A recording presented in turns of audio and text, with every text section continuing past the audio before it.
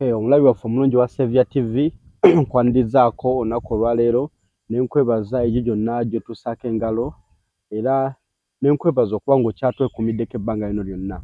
Olunaku olwaleero nzize wano mu sitayiro ndala nnyo ng'okimanyi nti tugenda muvaawo mpitewo ow'akalulu ka chairman LC1 across the entire country era nga bangi abeegwanyiza ekifo ekyo mu bitundu eby'enjawulo baalaga dda interest era baatandika dda okuba nga batabaala bafune obuwanguzi obwo. Nga bwe kiri mu kalulu konna konna mu Uganda era enkalu zisinga kuba na NRM ne bajja baabwe oba babavuganya okukamala obukamazi aba National Unity Platform. Olunaku olwaleero nina omusajja gwendi naye agenda okuba nga anyumyamuko naffe olunaku olwaleero ku by'obufuzi era nga naye yeegwaniza ekifo kino eky'okukulembera ekyokuba nga n'ekyalo kyagala okwezza abeere ssentebe waakyo mu butongole. Mukama wange osiibye otya olunaku olwaleero?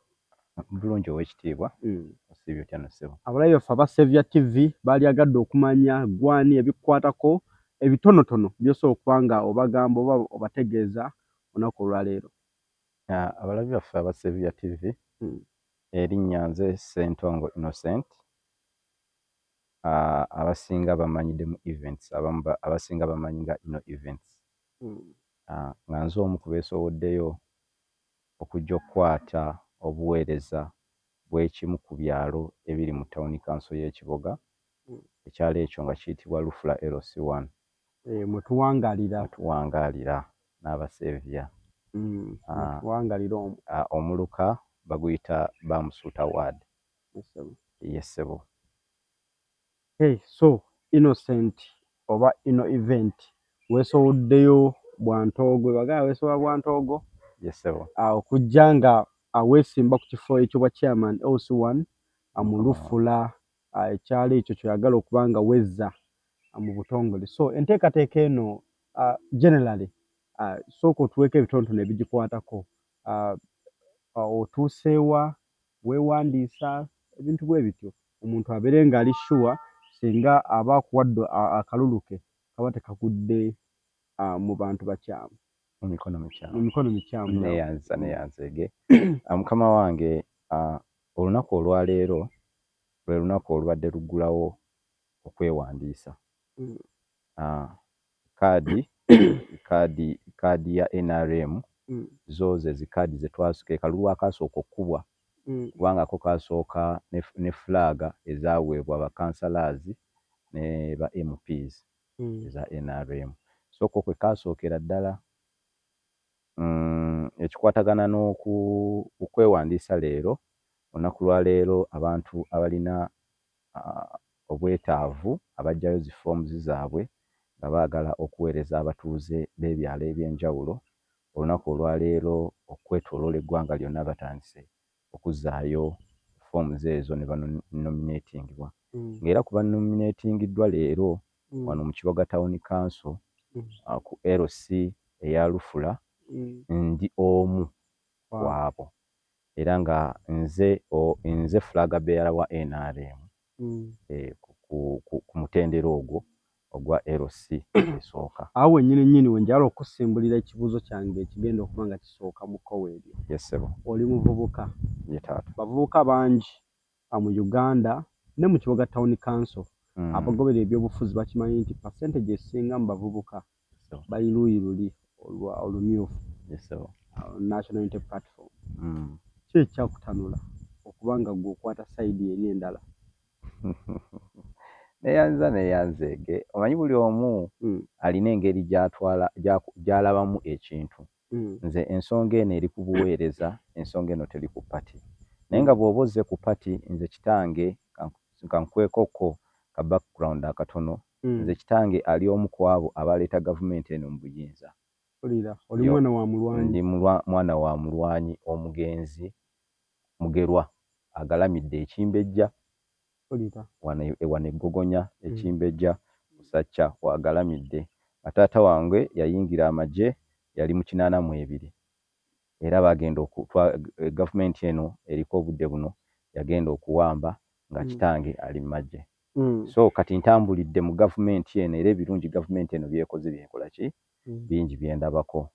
So gavumenti weba ekoze ebirungi tekitegeeza mbu nno nti lwakuba olina abalala boolaba bagiwakanya nga ebirungi tebabiraba nti nawe owakanya buwakanya. Nze muntu eyeetegereza ennyo ne yeekenneenya nga sinnabakola decision. So nagenda okulaba nga amazima okulaba nga ekitundu kyange nkitwala mu maaso mu buweereza ajjidde ku kaadi ya NRM aba asinga kubanga NRM already eri part eri kitundutundu ku nze ne famire yange. Okay. Bavubuka banno abasinga obungi abali mu bitundu bino mu Wangaile era bweyagala bakulonde aba NUP ogenda bba kuyiga otya ogenda kugamba ogenda bba kumwakuma otya okubanga bakwegattako bakuwa obululu newankubadde ggwe oli side eri bo bali eno. Mukama wange obuweereza tebuli ku kibiina, obuweereza abeera muntu. N'ekirala abavubuka boolaba mu kitundu kyange ekya Lufula oba mu kitundu kyaffe ekya Lufula be bavubuka benkuze nabo, be bavubuka bensomye nabo, be bavubuka be tubadde tusamba nabo omupiira, be bavubuka be tubadde tulya nabo emiyembe, be bavubuka be tubadde tulya nabo ffene, be bavubuka be tubadde tudduka nabo mu misinde gya primary, be bavubuka be tubadde tukola nabo activities ez'enjawulo. Ekivuunulwa abantu benzizeemu mbategeera bulungi ng'otadde ebya political parties aside. Bali bo bantu bembadde nabo benkuze nabo associatinga nabo mu buli kimu. So mbategeera bulungi nzize kubaweereza sizze kubaguza pate. Sizze kubaguza tolina gwogamba nti va mu kibiina kyo nti jangu mu kibiina kyange wabula bw'anaalaba nga mukoledde ebirungi nga bimusikiriza okujja mu kibiina kyange alijja nannegattako. Kati ekifo ky'ogendako eky'obwa chairman LC1 Nazzikuno olwaffe we twakulira n'abalala abali eyo nga bifo ebyo bibeeramu abantu abagundidde ddala olugamba nti alina amaka bwe gati ng'ovudde ne ku ekyo emyaka nga basajja bakulu era chairman wagendanga ku kyalo ng'oluusi chairman bw'aba si yasingako obukulu ng'ali omu kwabo abasingako obukulu era tekibadde tekirina kusangibwa nnyo okufuna chairman w'emyaka gyo oba abato bwe batyo olw'ebizibu eby'enjawulo. Abantu bagamba nti bayinza obutabeeyabiza bulungi, bayinza okukubuulira ebyama n'obaako engeri gy'obimansamansaamu n'ebintu ebirala bwe bityo. Obuzibu obwo obwetekedde kyenkana ki? Neeyanzizza ekibuuzo ekyo. Ensonga eyo ekwatagana ku buweereza bw'abantu abakulu oba abantu abakulu abazze baweereza. Ensobi ze bazze bakola y'ensonga lwaki twesoboddeyo. Era kye mmanyi nti obuweereza tebubeera ku myaka.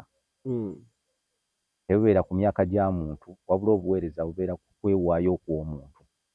Oyinza osanga omuntu w'emyaka 60 naye nga bagamba ebintu by'akola byakyana kito. Ate n'osanga omuvubuka w'emyaka 30 oba 35 nga naye ebintu by'akola bagamba omuvubuka eyo ebintu by'akola bya kintu kiki? Bya kintu kikulu. N'ensonga endala nti ekisinze okugootaanya empeereza ya LCs ku byalo eri bweti nti bassentebe abasinga beddiza obuyinza bw'olukiiko olutwala ekitundu. Okugeza n'osanga ssentebe nga yakola omulimu defense gwe yandikoze, n'osanga ssentebe y'omu yakola omulimu gwa publicity ow'ebyamawulire, omusanga atambula ali mu kutegeeza abatuuze ng'ali mu bakunga. N'osanga ssentebe nga yakola omulimu gw'omuwandiisi nti waliwo ayagala okufuna puloti wali ayagala kugisasula, ssentebe ekifo ky'okuyita omuwandiisi awandiike, ssentebe yakwata ekkalaamu n'atandika okulukuunya. N'osanga ssentebe nga yakola omulimu gwa ensimbi ezizze mu LC, omulimu treasurer gwe yandibadde akola. Kiki kyendeeta? N'osanga ssentebe y'omu nga yakola omulimu gwa nnaabakyala, kubanga nga bwe tumanyi nti nnaabakyala ku buli lukiiko kwali. n'osanga aliko obulemu nga ku buli kiiko akola ki, n'ow'abavubuka ku buli lukiiko akola ki, kwali. So nga ensonga bw'ebezze esooka kuyita bw'eba y'abafumbo esooka genda wa Nnaabakyala, Nnaabakyala bwe kigaana n'alyoka akireeta mu lukiiko. Bwe kijja mu lukiiko, olukiiko olwo lubeeramu abantu ab'ebitya eby'enjawulo era babeera abantu bakulu. Temanyi tusobola okuttaanya ensonga yonna ezze bw'eba eremeredde Nnaabakyala n'ejja mu lukiiko olunene olw'executive, tuttaanya ensonga eyo ne tugimaliriza bulungi. Egaanyi eba yeeyongerayo ne batusingako bannamateeka.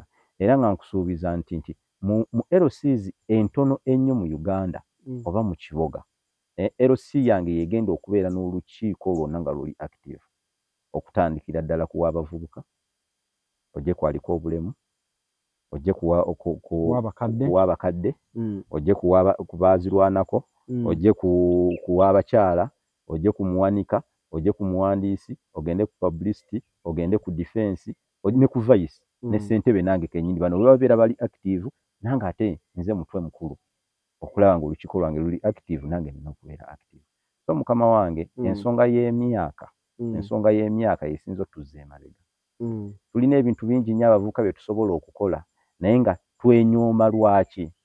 Nti baatussaamu kiri nti ekifo bwe kiti kirina kukolebwa muntu wa myaka bwe giti. So ng'obuweereza tebubaako myaka, wabula obuweereza kuba kwewaayo, kubanga kino ekifo kye nzizeeko kya buweereza so si kya myaka, kubanga tetugenda kufuna ssente z'abakadde. Nti okubeera oze ku kakiiko ka LC1 kino tugenda kugabana ssente z'abakadde, no, tuzze kuweereza. Bwe bakwetaaga otuukawo mu budde, ogenze mu nkiiko ezisakira ekitundu kyo, oli active mu nkiiko ezo, oli wa mugaso ku kyalo kyo, totuuse mu lukiiko bwe baguddewo olukiiko ng'otwo ne tukutwala kubanga emyaka gikuyiseeko. Ne weebaka n'osumagira, bagenda okuzuukusa nga bagamba munnange olukiiko luwedde. Nti luwedde? Tusayininga wa? Ng'osayininga ng'okola ki? Gwakulembera abuuza ojja kumpitiramu. Ye bateesezza ku ki? So ne munno gwe waliraanyi bw'aba nga naye yabadde yeebase, ekivunnu ogenda kuvaawo ng'ekyalo kyo tekikoze eki, tekifunyeemu. Naye nga ndowooza nti obudde buno ky'ekiseera ekituufu naffe abavubuka twetabe, twenyigire mu buweereza bw'ebitundu byaffe. Ensonga eyo nkulu nnyo era entwala ku kibuuzo kye naalyagadde okusimba mukama wange, nga okusinziira nga bw'oyogedde, ebigambo ebikuvaamu biraga nti ebyobufuzi obirinako ko okumanya n'emirimu ogenda gikola otya. Lwaki wasalawo mu bifo byonna kujja kuba chairperson LC1 nga twali kusuubidde nti obuweereza obwo walibadde osobola obbutwala mu bifo ebirala mu mitendera egy'enjawulo? Neeyanziza ekibuuzo ekyo mukama wange, nti waliwo kye bayita test and preference.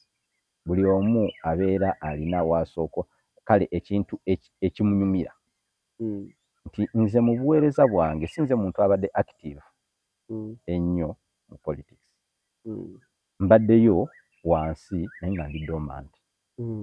Naye bwe nalabye nti LC yange yeetaagisa obuweereza ng'ate obusobozi mbulina ne ŋŋamba kanveeyo nsobola, kubanga nze ebitabo bye nnina bintwala ne kuba MP.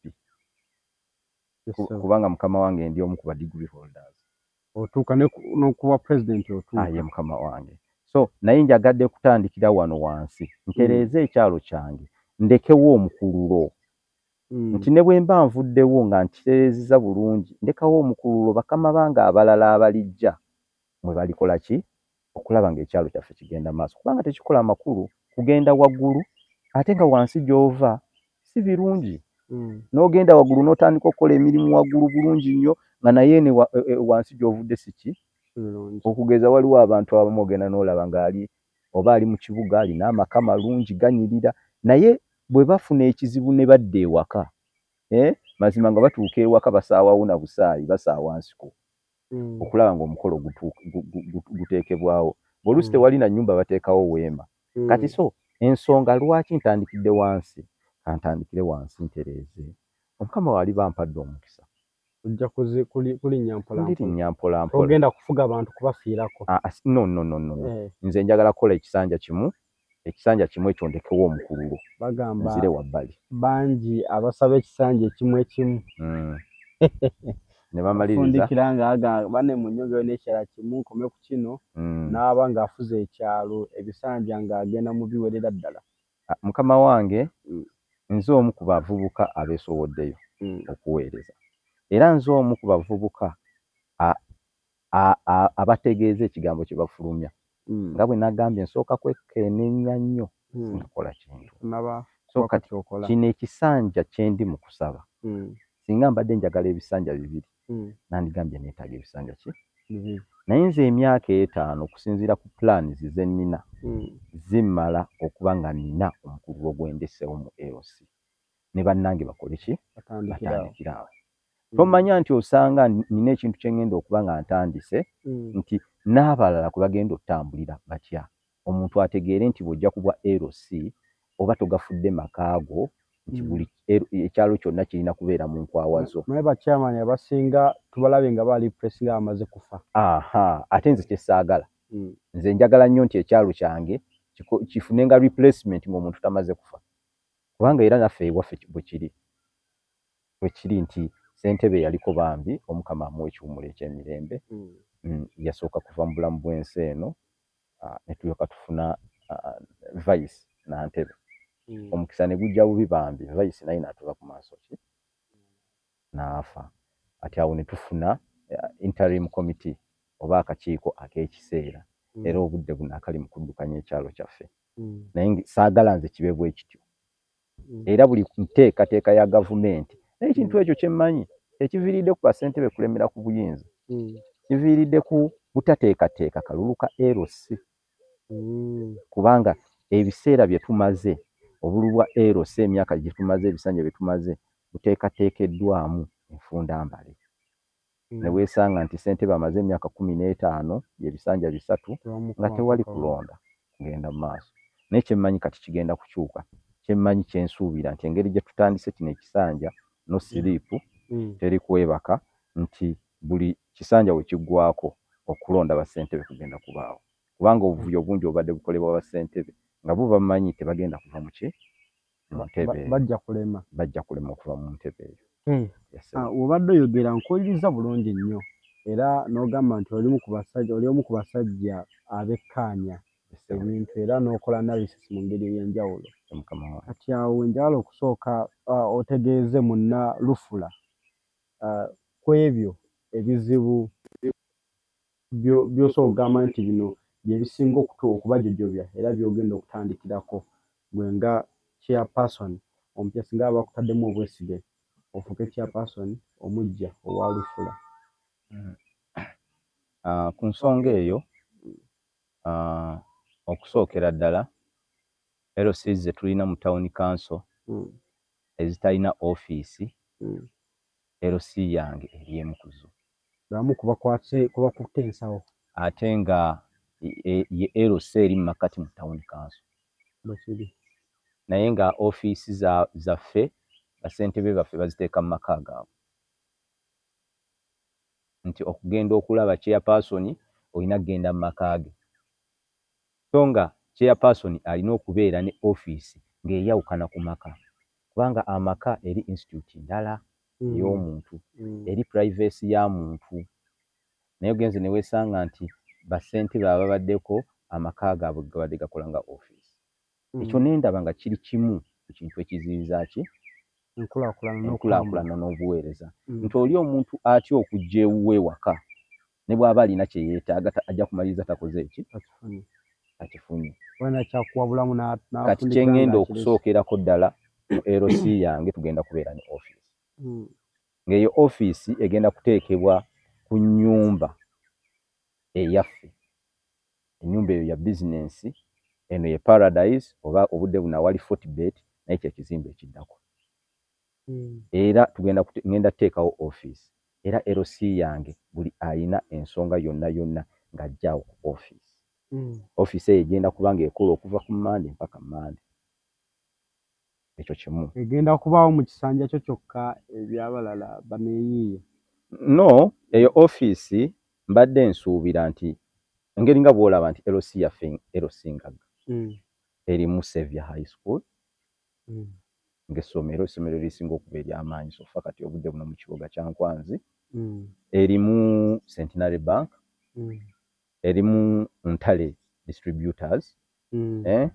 erimu Stanbic Bank erimu Modern Nursery School erimu Nursery and Primary erimu Light Angels isomero lyange eryo erimu St Felicitas Parish erimu Delta erimu St Andrews erimu bali omu Karomu njirinako Saidi erimu Tendo Bakery erimu Amare Hotel erimu business nyingi eziri mu LC ez'amaanyi naye ne weesanga nti LC yaffe terina na asset non current asset nti wadde plot 5 ku 10 kweyinza osimba offices zaayo so nze mu bbanga ery'emyaka 5 ngenda ku makinga sure nti nkozesa omukisa gw'ebitongole bye tulina mu LC yaffe okulaba nga tufunayo wakiri plot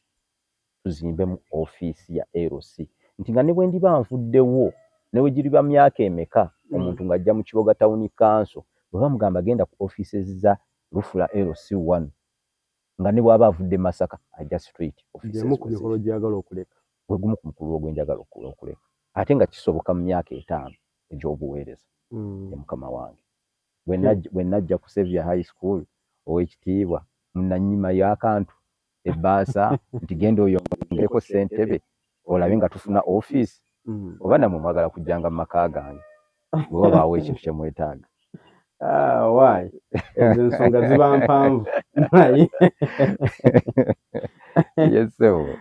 naye nga omulabi waffe omulungi wa Xavier TV tukwebaza okuba nga okyatuwadde amatu era nga nnyongera okujjukiza nti abateekamu ensimbi okuba nga tukola puroguramu zino be bannaffe aba Xavier High School ly'essomero erisangibwa ekiboga mu town mu Lufula kyekyalo mwe tusangibwa nayeegwaniza Entebbe naye kyekyalo kyanokoddeyo okubanga aweereza so bakugamba nti basomesa okuva ku siniya esooka mpaka ku siniya ey'omukaaga era bakukubiriza nti leetawo omwana abangulwe essomero ddungi nnyo era nga mu byenjigiriza emyaka kati batwalira ddala egiwera egiri mu 10 n'okusoba nga be bakyakutte ebbendera ey'okuba nti essomero erisinga mu kibuga kya Nkwanzi mu bufu bwe bumu era balina bannaabwe sister school gye tuyita Xavier Infants nga bo bali awo ku ssaza bakugamba nti omwana wo omuto oyagala afune omusingi omulungi atuuke mu secondary primary nga mulungi okukamala Xavier Infant and Primary School bagamba nti kyekijjo ejja okuba ansayo twalayo omwana wo asome abangulwe bamuyigirize byonna by'asaanidde okumanya ng'omuyizi bannaffe aba Xavier High School ne Xavier Infant School abagamba nti ly'ettaala ly'ebyenjigiriza mu Kiboga District n'ebitundu ebiriraanyeewo nga nkomyewo katono gy'oli oli yalibuze ekibuuzo ekiri jeno lwaki muteeka ebibiina mu byobufuzi naddala ebya LC1 kuba nga wagambye nti obuweereza tebwali badde ku kibiina nkakasa nti mu ngeri emu oba endala waliwo ekibiina oba ebibiina we biri miitinga empeereza lwaki newankubadde ekyo mukimanyi bannabyabufuzi kati nga ggwe mukimanyi nti kirina ngeri gyekikosaamu lwaki still mutuuka nga era olaba nga vaawo mpitewo ali masekati ga NRM NUP n'ebibiina ebirala ebirina obuwagizi neyanziza mukama wange ku nsonga eyo ekintu nze kyemmanyi nga nze omu nti gavumenti etandikira ddala wansi era gavumenti esookerako ddala ye LC1 kakati gavumenti ennene bw'eba etwalibwa kibiina gavumenti etandikirwako tolina ngeri gy'otandika kugamba muno tetwalibwa kibiina ate nga gavumenti bw'eba yakuvuunikibwa ogundi grassroots ze batandikirako. Tewali gavumenti evuunikibwa nga batandikidde waggulu. Wabula batandikira wa? Kakati basensera okuva wansi. Kakati ekibiina kyonna ekiri mu buyinza oba mu bukulembeze okwekuumira mu buyinza nga kiweereza bulungi abantu baakyo kirina okuba nga kirina ba representatives okutandikira ddala wa? Wansi. Y'ensonga lwaki nti strategy ya NRM oba buli strategy z'ebibiina byonna zitandikira wansi. Kati mukama wange bwe tuta gavumenti etandikirwako wansi ne tugamba ffe tutandikire mu makkati okudda waggulu. Eno batusensere batusuule olwo gavumenti waggulu enaabaayo. Bwe banaatutema emirandira eno wansi ekikolokolo kiri n'amatabi ganaaba gakyaliyo. Y'ensonga lwaki ebibiina by'ebyobufuzi bitandikira ddala okuva wansi. Era y'ensonga lwaki era birina ottambulira ddala okutandikira ku LC1 wansi. Nti LC1 ebuusibwa amaaso naye LC1 ye gavumenti. Kubanga chairperson LC1 buli lunaku abeera mu bantu ab'ekyalo. Yamanya gundi yalwadde bulwadde gundi wali baamukubye akabazzi, gundi wali baalwanye. Gavumenti ekola ki? Etandikirako. Era yamanya nti ewa gundi waliwo abantu be tutategeera nkola yaabwe. Neyeekubira enduulu ku bakuumi b'ebyokwerinda nti waliwo abantu be sitegeera ki? Mbeera yaabwe. So bw'abeera ng'omuntu oyo ataalwanyisa gavumenti eri waggulu, bw'anaalaba ensobi wali ajja kusirika busirisi. Abantu bwe banatandika okwetema wansi ajja sirika busirisi. Ng'ekigendererwa kye kyakusuula ki? Gavumenti eri waggulu. Kyova olaba okwekuuma nga muli faamu mulina tandikira wa? Wansi.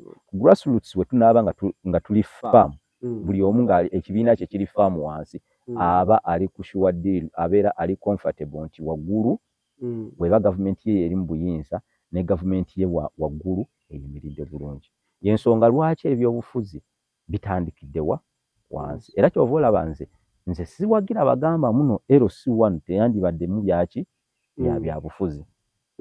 Kubanga ne services ze tufuna ku LC1 tuzijja wa meeya ku LC3. LC3 abeere wa byabufuzi, wanu nga si wa byabufuzi.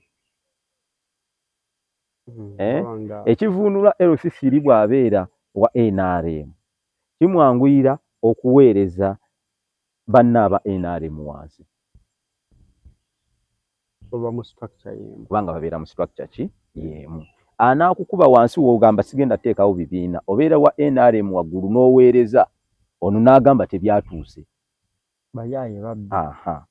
Naye bw'abeera mu kibiina, ekibiina kimuyita ne kimugamba no, kino kyokola si kituufu, twakuweereza ebintu biruwa.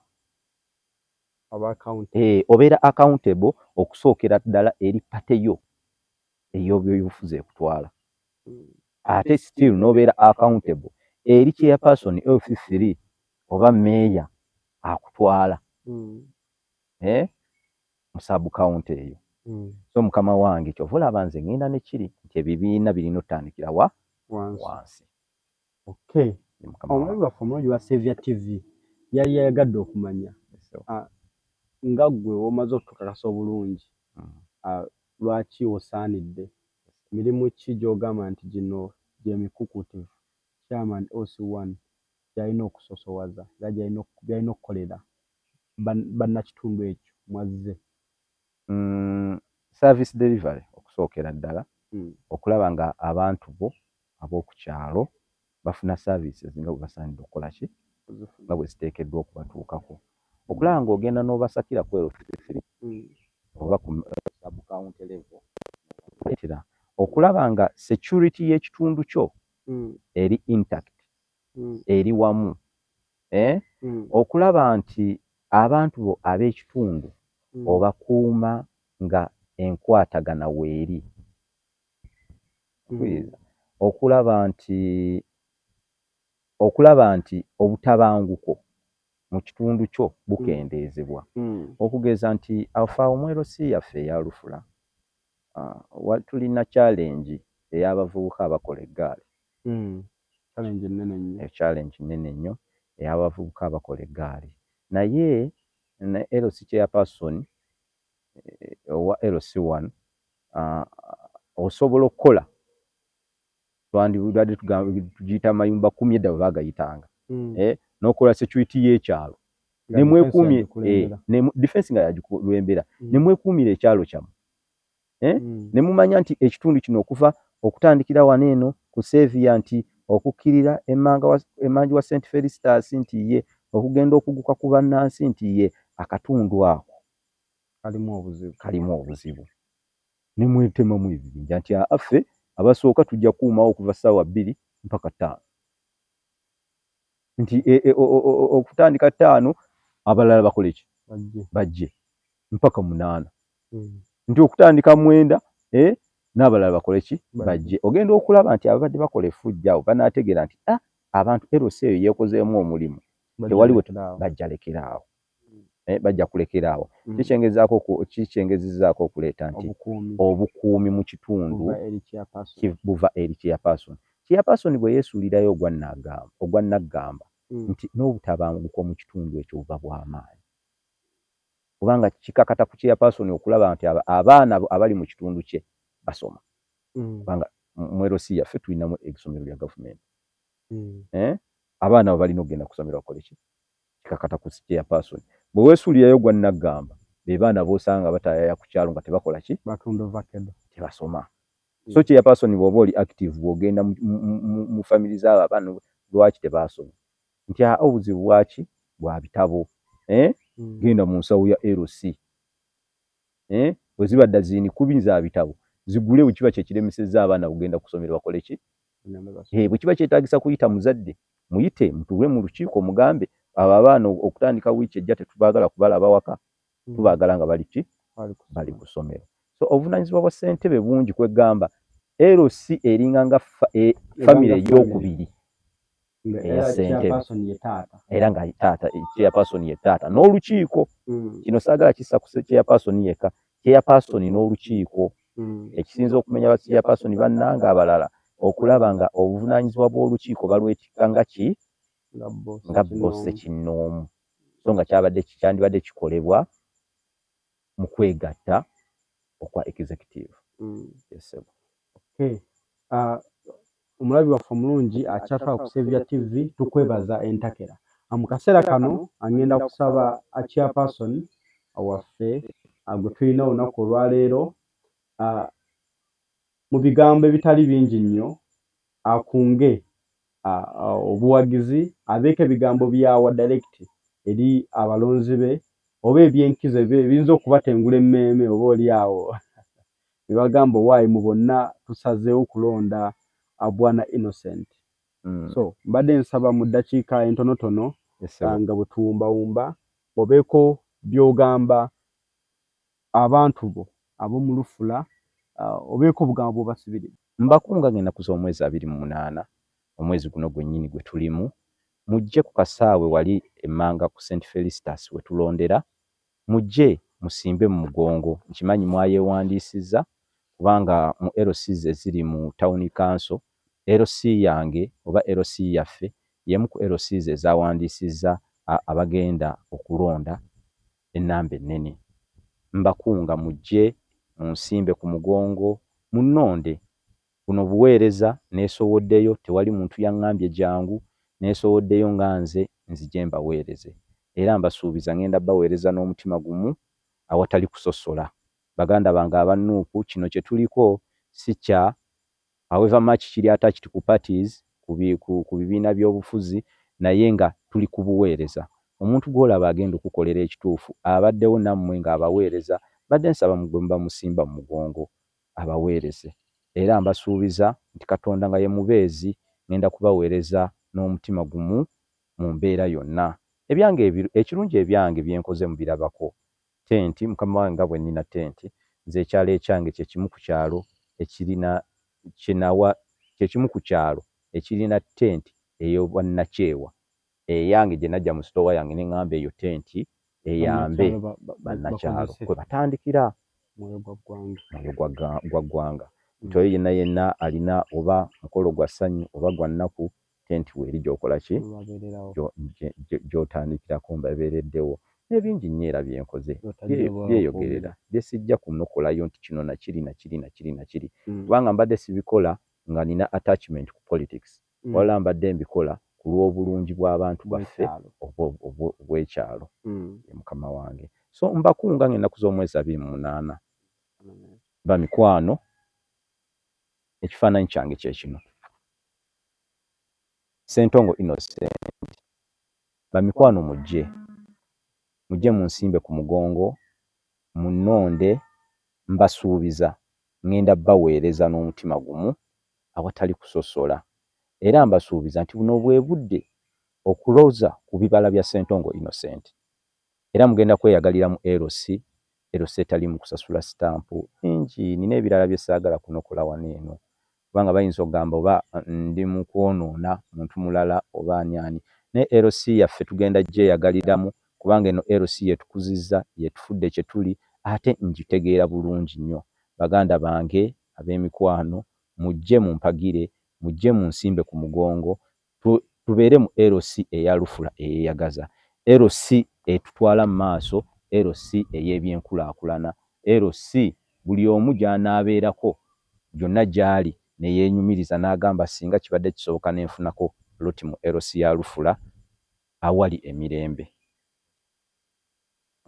Bwana Ssentongo Innocent wangi mukama wange akalu kano nga tukagendamu waliwo okutya mu bantu ab'enjawulo olwa decision government yakola mu kulonda ba chairman LC1 nti akalu kakusimba ku mugongo era tukimanyi nti tulonda akalu kano ak'oku mugongo ku byalo byaffe mwe tukulidde ne kwegamba nga olumosi buli omu amanyi munne gwe tteekeyo eriki ku kintu ng'ekyo abantu okubanga bagenda simba mu mugongo akalu kanaavaayo abamu tebaatya okujja okubanga beetaba mu kalu kano olw'okutya ebintu ng'empalana n'ebirala ensonga eyo mukama wange buli omu agyemulugunyaako naye ekintu kye mmanyi nze kiri kimu mu bulamu bw'ensi eno ekintu kyonna ky'oyagala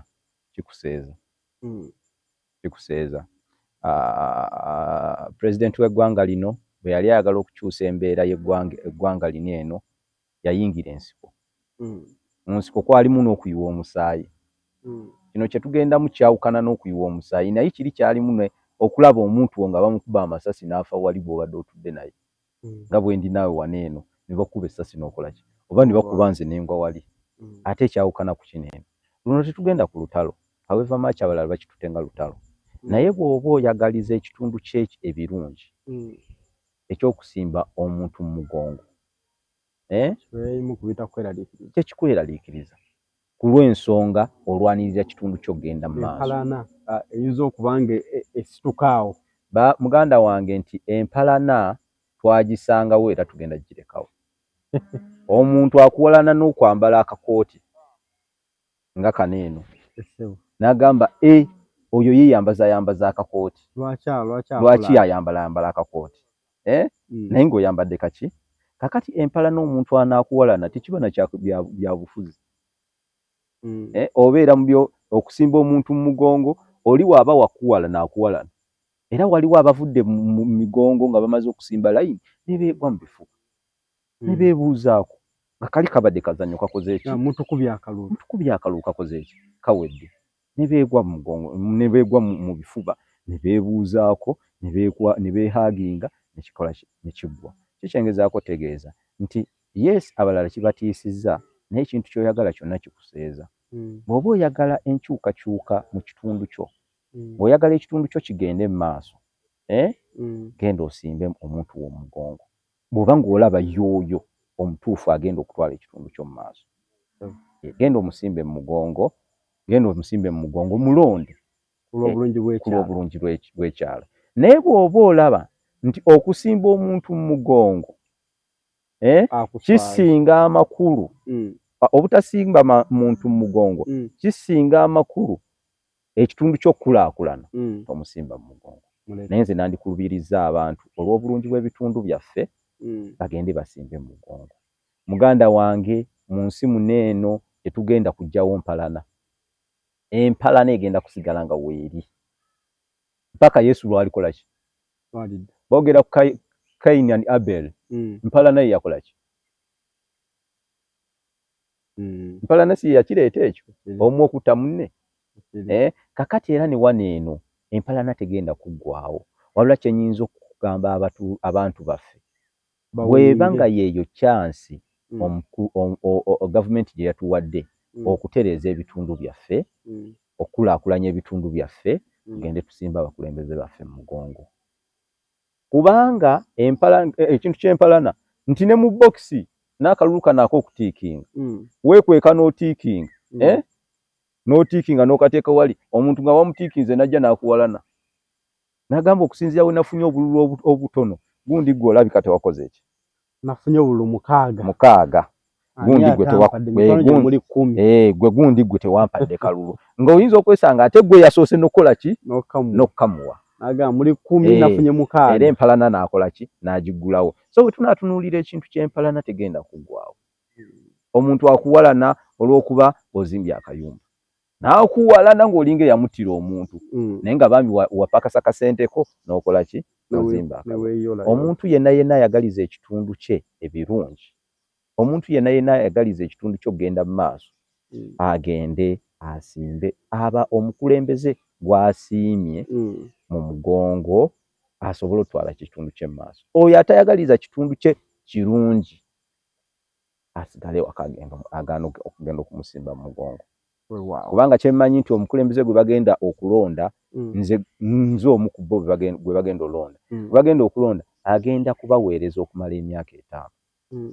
Ekivundulwa bonna agaana okugenda okulonda ne balonda omubi gw'otayagala agenda kukulembera emyaka ogenda mugumira emyaka 5.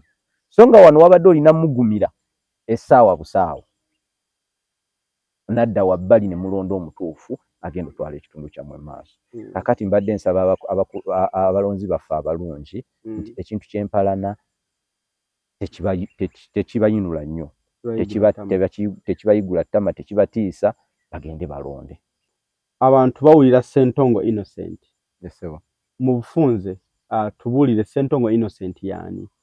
Tuzimbiremu katono gwani ebikutonde ebikwatako omuntu byasobola okukumanyaako oba oliawo n'akasa nti omuntu gwagenda okulonda yo yasaanidde era omwana owaabwe omu kitundu. Ssentongo Innocent omwana w'omugenzi omulwanyi mugerwa agalamidde Kimbejja, ne mmange omugenzi Birungi Catherine eyafa 2024 agalamidde ekiyuni bamusuuta.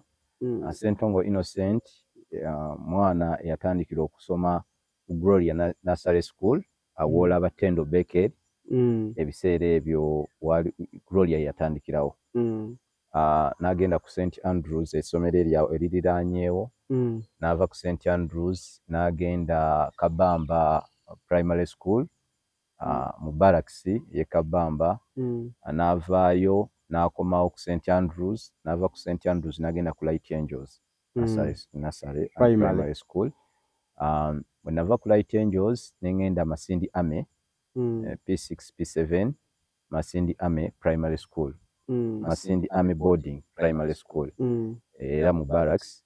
Bwe namaliriza P7 yange nenzija mukama wange awo we muli awali Mukisa College. Mukisa College awali Saviour obudde oli obbi wa Saviour kwa Mukisa mwenna muli twamajinga. So awo nasomerawo senior 1 senior 2. Mwagenda okujja okumajinga ne Mukisa College anfuddewo angenze Mbale. Waliwo essomero baliyita Mbale Comprehensive n'ensomera senior 3 senior 4 senior 5 senior 6 n'engenda Nakasongola Ame. Onansonyiwa masomero g'amagye kubanga yeligase gye nabadde njogerako kati ogwo gwe mukulu w'ekitange gwe yaleka. And then ku university n'engenda Makerere n'enkola accounting and finance mukama wange. Wakonolayo byakubala na byansimbi.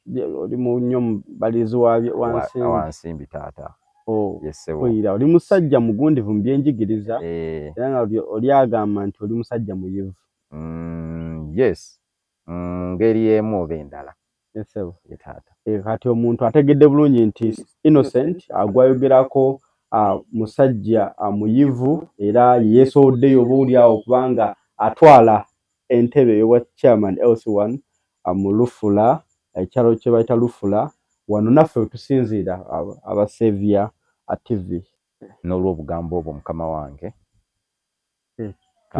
tweyanziza nnyo omukulu Ssentongo Innocent okutukyayirako wano ku Saviour TV era ne tukwebaza okufisa akadde n'ojja n'oyitako gye tulina okwogerako eri abantu baffe.